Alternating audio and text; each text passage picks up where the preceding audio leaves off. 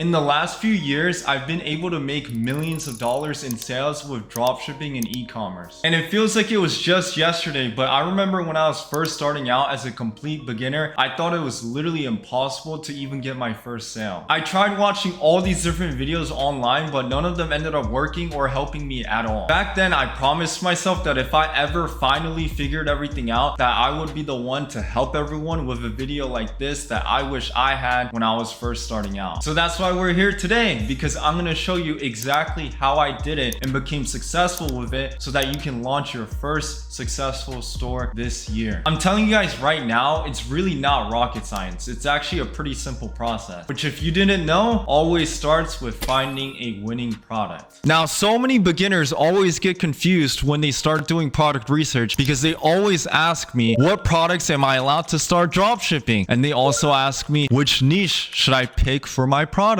Well, firstly, you're technically allowed to dropship pretty much anything that exists in this world, as long as it's not owned by an actual company or brand or has a trademark. Now, if I'm being honest, there is some people, including maybe even myself, that have sold counterfeit versions of them, but it's not recommended for obvious reasons. It's gonna get shut down. In terms of which niche you should start in, a lot of these other guys, clickbait videos, top 3, top 5 niches to start selling. I would not recommend following that advice, and honestly most of the other information out there that you've probably heard. Personally, what I would recommend instead is that you start with a product or a niche that you actually have interest in and understand any sort of background information on. And the reason why is because you would be the ideal target customer or audience for that product or niche, and so it would be a lot easier for you to market it and sell it later on. That's why, for example, I started with electronics and sports products because that's what I knew the most about. Then after getting over the initial learning curve and getting some experience, I started mainly selling women's products. As you guys can tell, hopefully, I'm obviously a guy. At first, when I started selling women's skincare, supplements, shapewear, etc., it was definitely a lot more difficult since I would have to go out of my way to do market research on the competitors, the target audience, creatives, etc. The best product, niche, research method to use is always going to be changing over time every single year. So the actual best way that you should look for a winning product is to understand these 3 main important characteristics that almost every single successful product always has. First, your product should solve a problem, insecurity, or sell a shortcut. If you try selling products that are useless and provides no value to people's lives, then you're gonna have a pretty low conversion rate, which results in your sales most likely not being profitable. Second, make sure it's evergreen. Don't try selling holiday or seasonal products because you're gonna get a bunch of sales in the short term, and in the long run, when it's over, your sales are gonna just completely fall off. If you didn't know, evergreen means that it can be sold year-round no matter what month of the year it is. That way you can have a long-term business that has the ability to consistently scale over time. Last, and maybe even most importantly, make sure it has some sort of competitive advantage. Basically, why would people buy your version or variation of the product over others that already exist or even have existed for years? For example, we have an old iPhone and the newest one. This one is faster, the battery life is better, there's a ton of different features and updates that are included as well. If you can try to understand everything that I just mentioned, it makes it so whenever you look at 100 different products, you can tell that one product that is better than the rest. Now that you hopefully understand what makes a product a winning product, we can go ahead and start going over some resources or places that we can start looking. The best and easiest method or strategy to use right now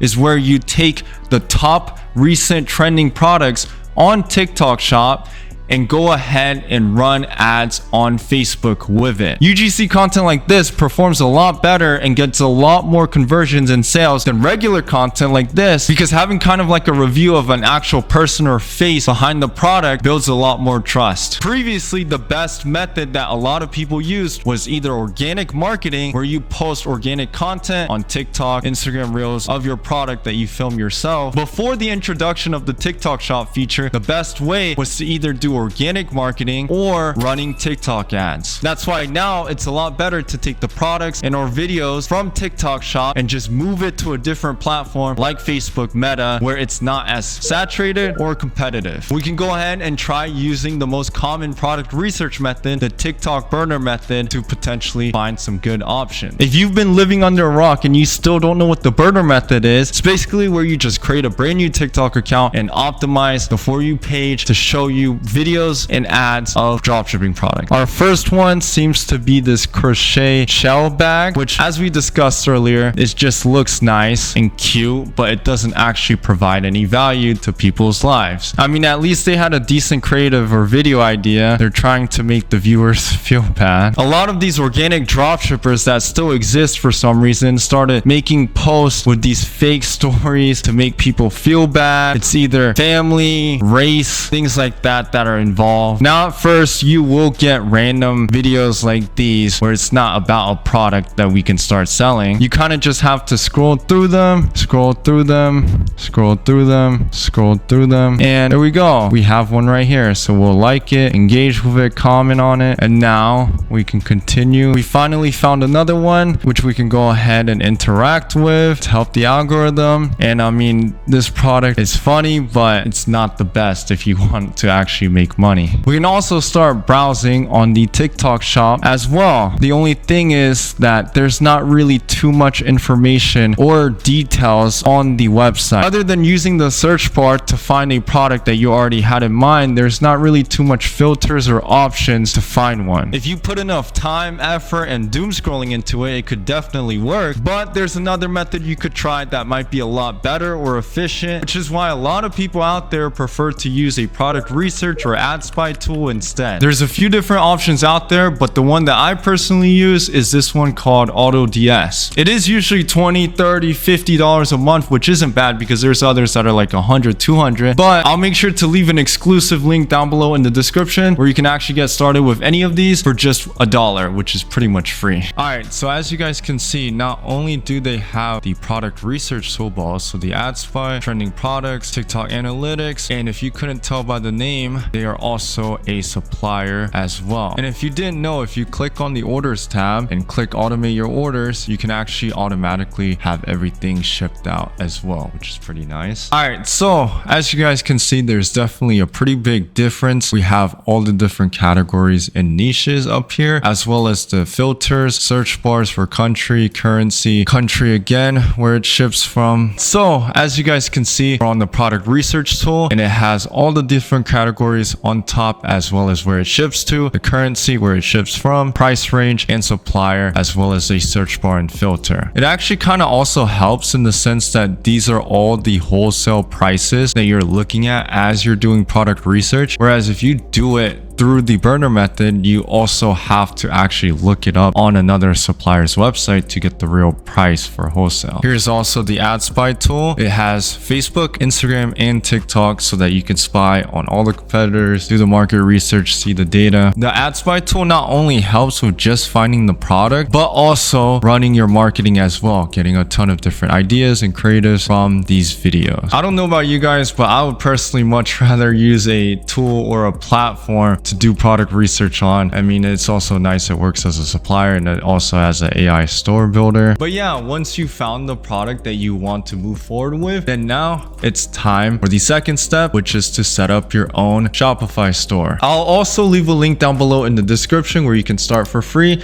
and then afterwards it's just $1 a month for the next 3 months, which that should be more than enough time for you to build everything and get it going. Once you've signed up for your Shopify account, it's time to officially start building and designing your store. Here's an example of a store that's not anything too crazy, but it's not too bad either. As you guys can see, it's not anything too crazy or impressive, but it's also not that terrible either. I feel like this is a perfect example of how you could design your product page to actually start testing your product. They have reviews at 4.8 stars, which is good because they imported reviews of 4.8 stars, which I'm not even sure if they uploaded an app or they just added a little badge there, but this is actually good because a lot of of beginners put reviews as 5 stars, which no one's gonna believe, you know, so you gotta make it realistic. 4.8, 4.9, can't make it too perfect. A few things that could be improved though is definitely the color scheme and the branded feeling of the store. Is kind of just all over the place. Nothing really goes together. The main product images could be transparent as well. They seem to have a bundle offer where you buy one, get one free, buy two, get two free, buy three, get three free. That's pretty interesting. I haven't really seen too many run something like this as an offer. Then they have their FAQ section as well as some reviews for social proof. And you know, these are white while the others are black and this one's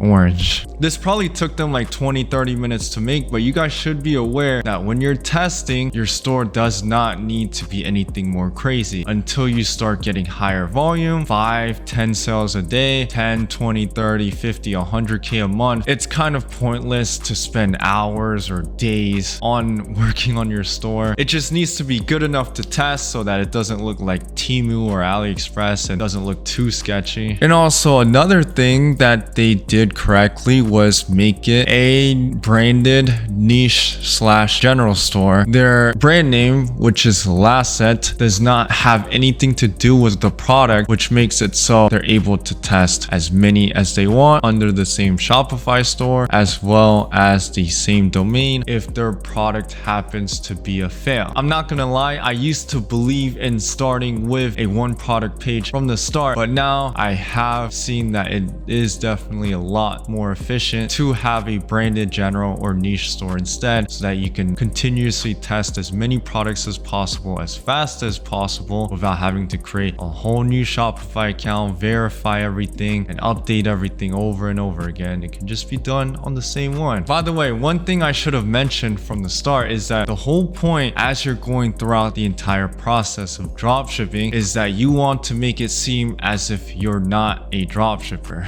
And so the product that you pick should not seem like it's from China. It should have higher perceived value. The store that you build, try to make it not look like the basic. By the way, I thought I should probably let you guys know that as you're going throughout the entire process, finding a product, setting up your store, running ads, the whole goal as you're dropshipping is to make it seem like you're not dropshipping. That's the main objective. You want to try so that every aspect of the process makes it seem like you're an actual brand, which is what I mean. You want to make it seem like you have the perceived value of an actual brand, when in reality, you're just dropshipping to start out on low inventory, low cost, low risk. You want to make it seem like you have the perceived value of an actual brand, and that's what people think you're running, where in reality, obviously we're just dropshipping to start out, and then once we get proof of concept, you can order inventory, brand everything, and actually turn it into a brand later on. But it is good to start off with the dropshipping fulfillment model so that you have low risk upfront and low capital upfront that you need to start as well, which is pretty nice. Last, and actually also the most importantly, is marketing and running ads. I always tell my students and my clients this, but no matter how good your product is, no matter how good your store is, if you don't have the right marketing, then no one's gonna see the store and the product, and you're gonna just get 0 sales. So that's why, in my opinion, I think marketing is the most important and valuable aspect of any business, especially online businesses. And I also think that this is the step that needs to be prioritized the most, that you need to try to understand and learn from, as well as trying out a lot of different ideas as well. All you need to do to start running ads is just to look up the Facebook Ads Manager or also the TikTok Ads Manager. Not sure